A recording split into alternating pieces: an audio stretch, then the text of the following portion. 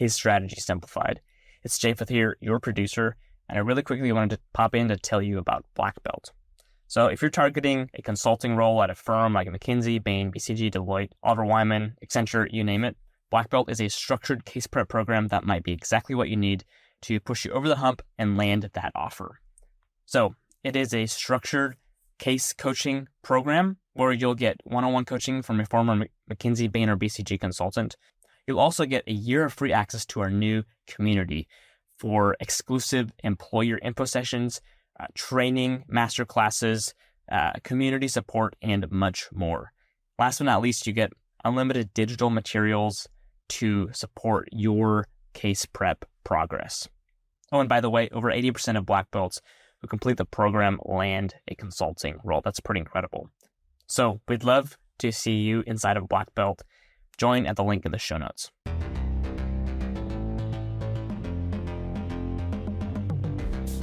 Have you ever been curious to know how McKinsey actually evaluates candidates?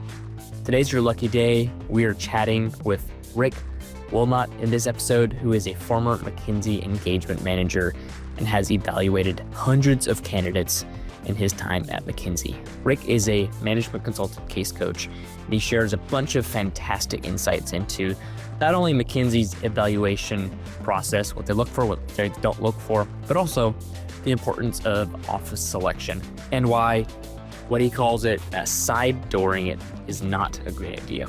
In addition, he shares the importance of crafting compelling fit interview stories, some amazing networking advice, and he also breaks down how he coaches candidates through the case and fit interview process and much more. So please enjoy this conversation between Eden and Rick.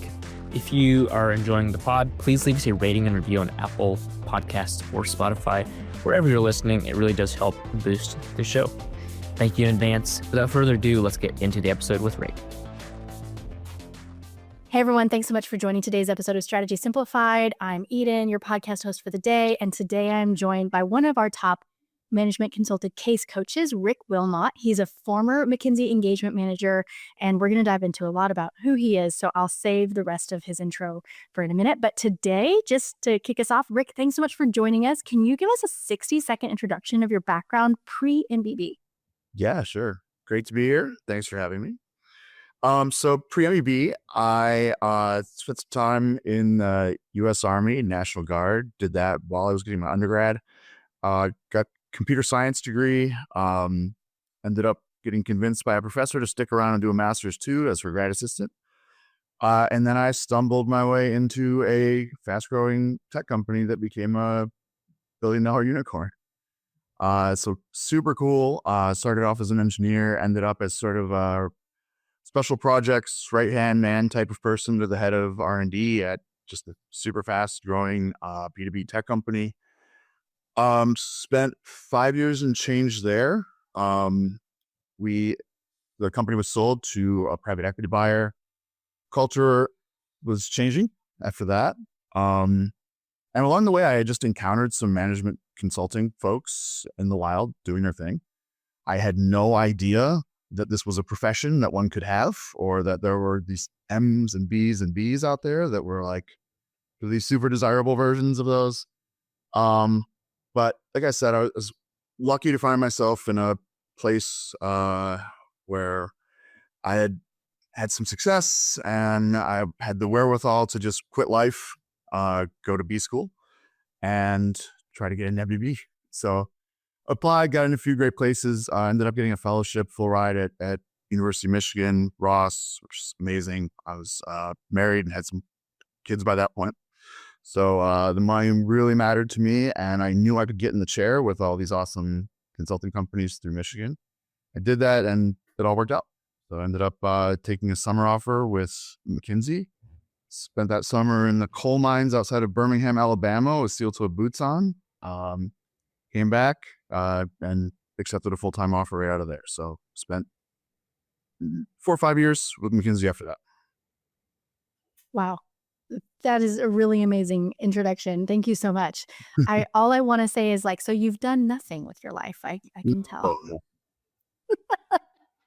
Very cool. I'm so glad to have you here today.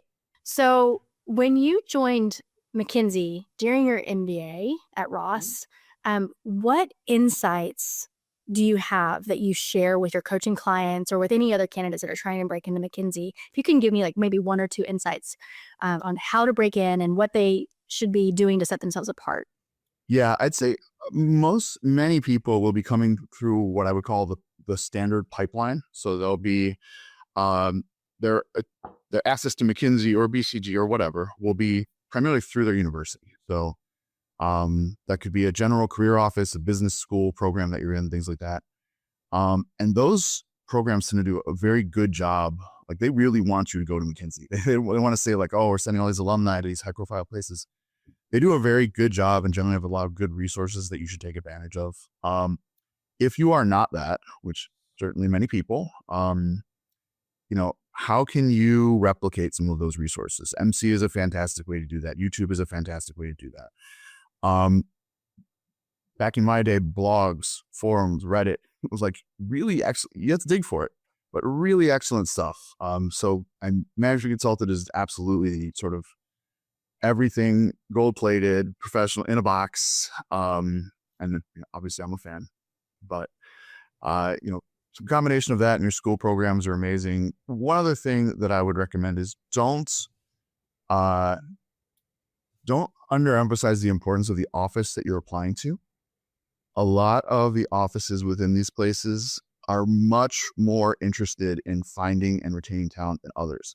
San Francisco office in every firm is oversubscribed. They could fill their seats with lateral transfers from other offices instantly any day they want. New York is the same. Maybe a Pittsburgh office or a Minneapolis office or a Denver office. It is easier to get noticed, easier to maybe even make a connection with a partner or someone more junior that shares some elements of your background, and easier to get paid attention to. The bar is the bar. You have to crack the case. You have to tell compelling stories. You have to do all the things, but it is a little easier to, I think, get a little attention, make some connections at some of the offices that maybe are not on that tier one, super hot, always oversubscribed list. Yeah, I agree with you. That's really great insight. I think a lot of times candidates don't think about how many lateral transfers are trying to get into those offices. And so they don't realize the challenge that they're facing is that they're not only dealing with other candidates in their peer group trying to get in, but also everyone else in the world trying to get in. So I always talk about Miami, why not go spend 3 years at Miami Miami, like who doesn't want that? So yeah, and anyway. McKinsey has oddly small sized Miami and LA offices just for the market size. So again, nothing is easy here, but maybe easier, especially if you're a South Florida kid. The people tend to want to make connections and help out or advise those that share some background with them. And I'll tell you, some of those small offices, we called it side dooring. So I really want to be in San Francisco, but I think it'd be easier to get into the Minneapolis office. So I'm going to apply there. They've got a good nose for that. So like, hey, my partner's from here. I'm from here. I did my undergrad, 50 miles away, and then I loved it. I know this office or this economy is very strong in manufacturing, and like that's where I see myself long term. So have a reason. This side dooring phenomenon is very real. People get this advice from people like me, and they may try to go use it, which is certainly something you could do. But have a story. There's always a story for New York, right? Hey, I'm young. I'm from a small town in Oklahoma. I want to see the world. I want to meet a lot of people. I want to what's up? New York's just an easy story. But if you want to look at maybe one of these, less than household name offices, have something to say about it. Mm-hmm. I totally agree. And that's really great insight. Thanks so much for sharing. So you were involved in the decision-making process for hundreds of candidates at McKinsey, which makes you such an amazing coach, by the way. So side note, just again, Rick is a coach of ours. You can book a meeting with him through the link in the show notes. But anyway, can you tell me what are the 2 key traits or skills that your top candidates displayed? And if you want to elaborate on that, how can you achieve those skills and traits if you don't already have them? Yeah, sure. So to be clear, you've got what's called a back page at McKinsey. And these are non-billable, non-consulting activities you're doing to contribute to the firm. This could be knowledge development, really like setting up happy hours and stuff for your office, or contributing to like retreats, trainings, things like that. Mine was recruiting. So I spent a lot of time out in the field networking, just flying into, Michigan or Duke or UVA or Cornell or something that Thursday night, meet with kids, network, do a happy hour on Friday, get out, and then come back 6 weeks later for interviews of all those same people. So I interviewed 100 to 150 people as an interviewer for McKinsey. And then you sit in the decisioning room with everyone else that interviewed everyone else for the day. So many more times that just participating in discussions of what we saw, during the course of the interview. So certainly, wouldn't divulge any confidences here, but there's not a lot of confidences to divulge. So we're talking about exactly what McKinsey is telling you that they're looking for, compelling personal interest stories on these well-defined dimensions. For McKinsey, it's pretty well-defined. For other firms, it can be a little more loosey-goosey. And then we want to see you crack the case and be fluid with it. Now, honestly, many people who are successful are just no doubt about it. Like, they're clean, fresh, prepared, their math is immaculate. I really think that it is important to understand that you are still a person talking to a person, and people form impressions and they like you or not. And when I say like, I mean, I would like to see this person in my team room solving a problem with me, right? So they're good with numbers, they're fast, but they're looking at me. They are making conversation. They're smiling when I say something completely silly. They're making an impression on me that makes me think, yeah, this is a McKinsey consultant. Like, they would be wonderful in the team room. With some investment maturation, I could put this person at a client site without watching them for a week. And they're going to comport themselves in a way that's good, effective, building relationships with our clients. So when it's not a clear-cut case of either a pass or a fail, you'll have two interviewers on round one. They'll either be both no's, both yeses, or a yes and a no. If that is the case, there will be a pause button hit and there will be an open discussion in the room. And it will basically be on the higher ranking person to bring the lower rating person up if they want to. They might just surrender and say, oh, that problem you cited, actually, maybe I did see that too. So, but when you decide you want to pull that person up, it's called pounding the table. And I'm going to say, look, they aced the math. Their interpersonal stories were fantastic, moving. And, she was just like really compelling in the way she was able to tell this. Like, I can see storytelling elements here that I think could really, be an asset to the firm going forward. Or, hey, yeah, she made a similar error on the math with me, but I nudged her just a bit and she like totally quickly corrected. We're right back on track. And that other interviewer could say, yeah, I didn't nudge her there. Maybe if I had not let her get so far on the road after she misplaced the decimal point, things could have gone differently. So these are clients that are like being compelling to me, capturing me, making me like, oh, wow, yeah, she made a major error there, got really flustered. I nudged her a little bit, but boom, gone. Night and day, back to business. And then she nailed it. So, making a good impression like that will pay all the dividends in the world when it's like a split decision or, at the end of the day. Are you ready to land your dream consulting or corporate strategy job? On the Management Consulted job board, we've made it easier than ever. Create your free job search profile today and instantly unlock access to hundreds of top-tier job opportunities, all at no cost to you. Want to stand out even more? Premium users through our Black Belt program get the ultimate edge by being featured in an exclusive resume book shared directly with top consulting firms like Huron, Simon Kucher, LEK, and more. So why wait?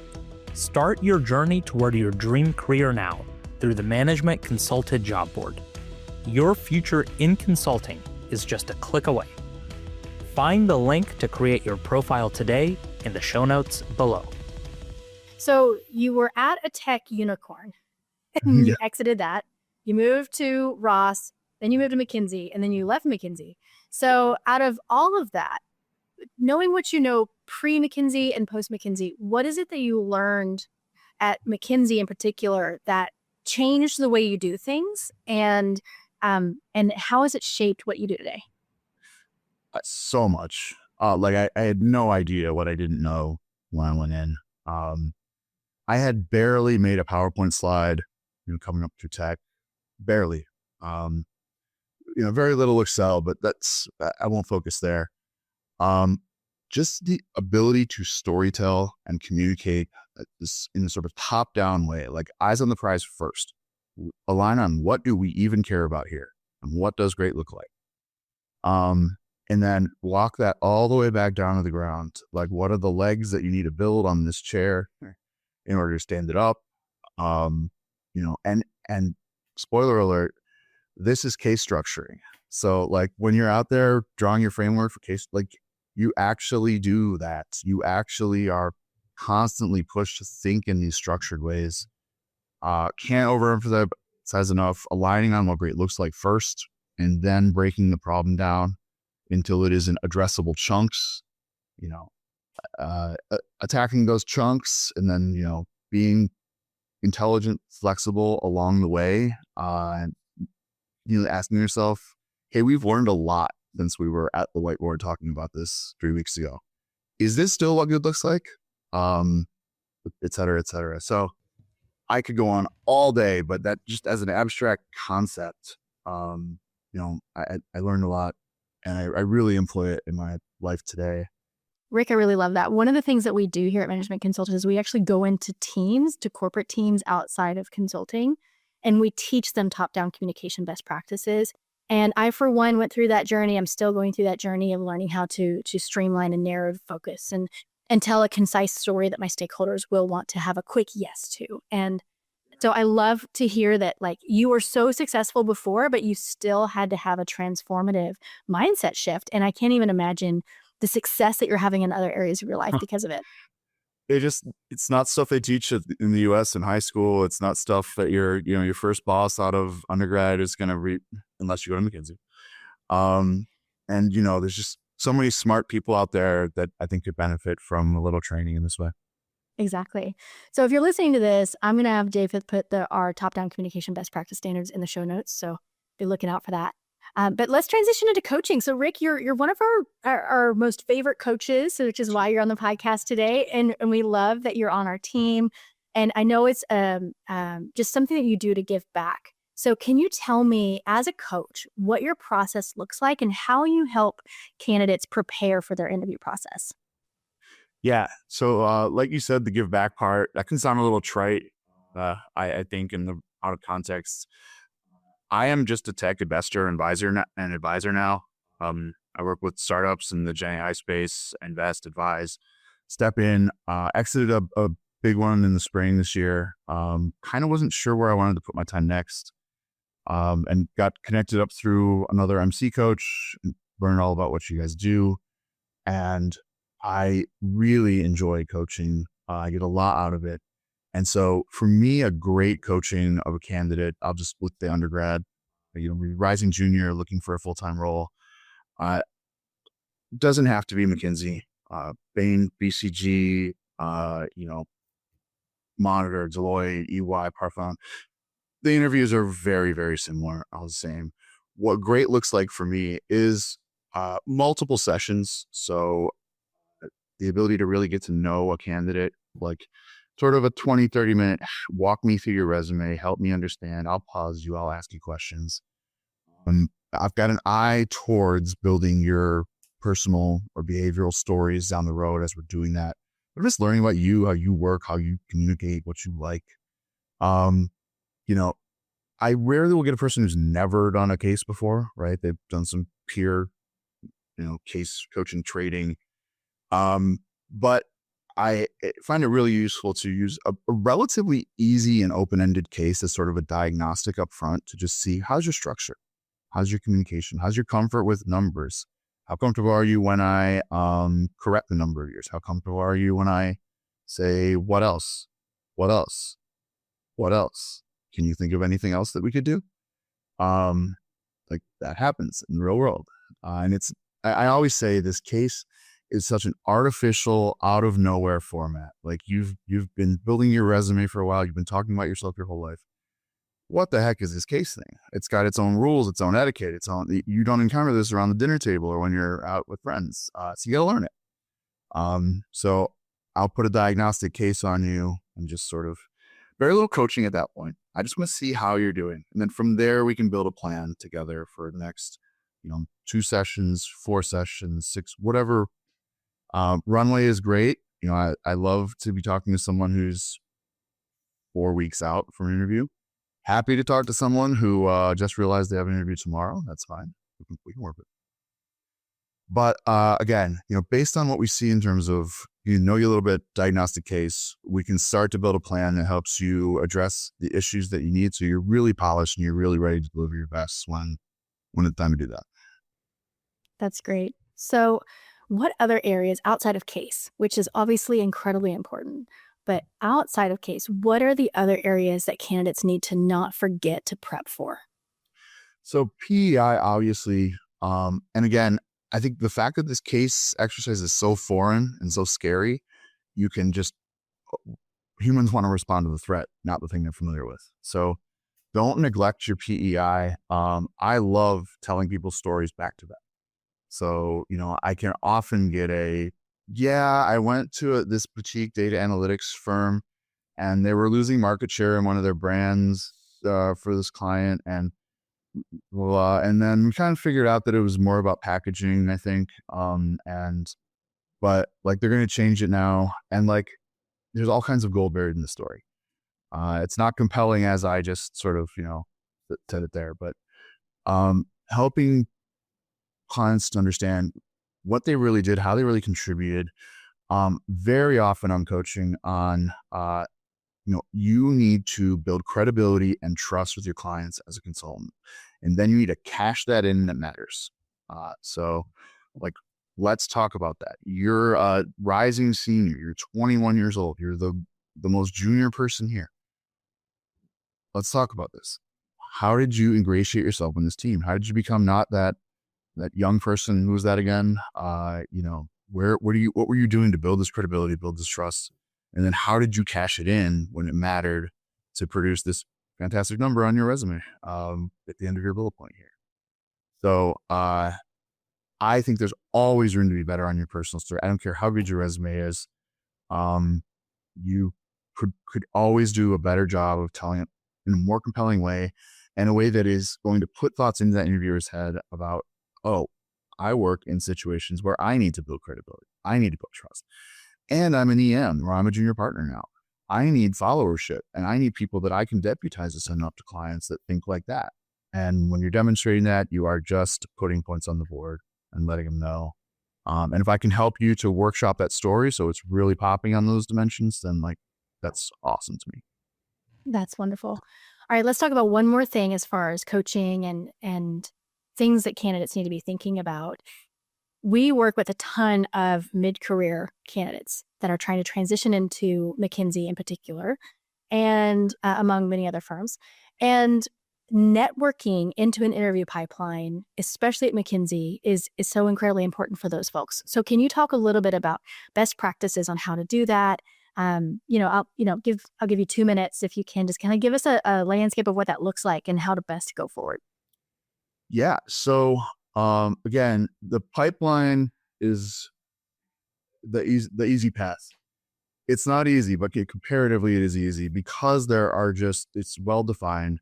They're looking to fill slots for interview. They're going to interview X number of people at Michigan, X at Duke, X at NYU.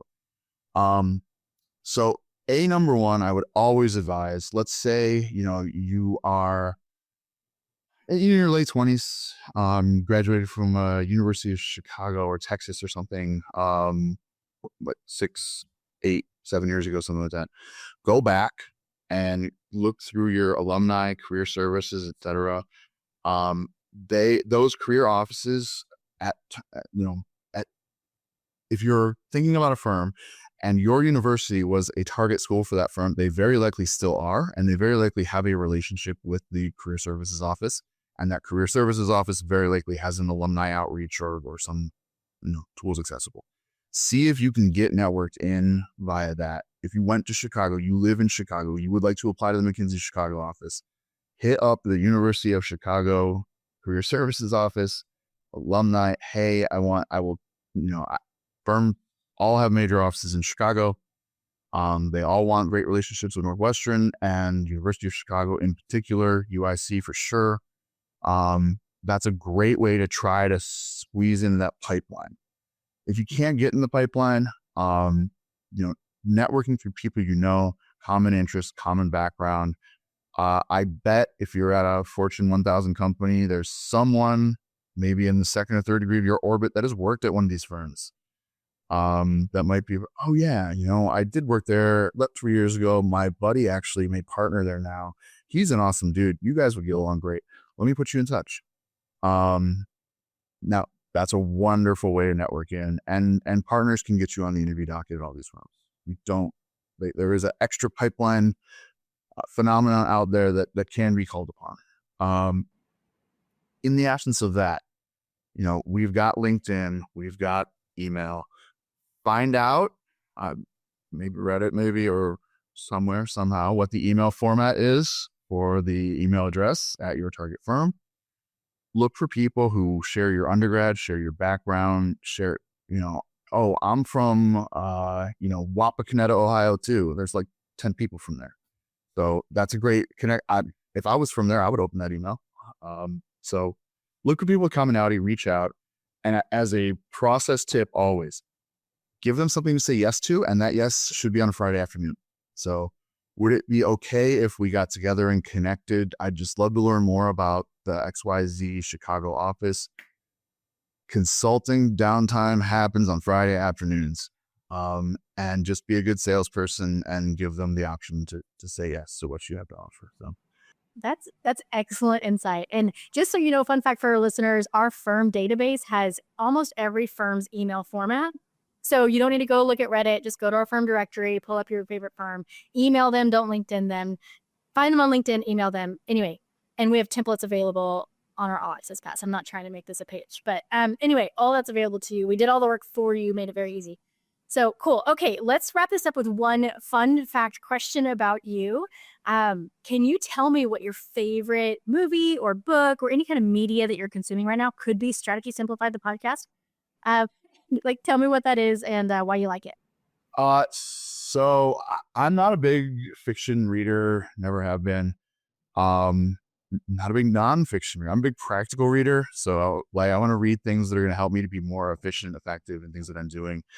I have been focused in my non-coaching life almost exclusively on generative AI technologies. I re-taught myself to code from back in my engineering days, just so that I could mess around, experiment with things, contribute in some ways. So I'm just looking for things that are brushing up some of those technical skills that I used to have, and B, just giving me insights and new angles on where this technology could be going, what are cool supplements to it. My free time is I spend with my kids, not with a book. So I don't begrudge any those that do. But my reading tends to be a little on the nerdier, wonkier side. And just, when I'm passionate about something, I'm really passionate about it. I tend to want to learn all I can. All right. That's great. I love the nerd alert. It's great. It's awesome. And it is. My nerd alarm is broken. It went off for so long. It just, I haven't replaced it. So. That's awesome. Okay, cool. All right. So final thoughts, what do you want to leave our listeners with before I let you go? Yeah. I wish I had known this organization existed when I was recruiting. I think I made excellent use of my school's resources and things like that, but I still went in not sure. I never had a former person at one of these firms telling me how to pass you. or I was crushing it with other MBA ones on occasion, but clearly, if you're a client, there's just unbelievable resources. I got called out here because I didn't know they had the email formats. I'm just like, it's so deep, you can't get to it all. But take advantage of it.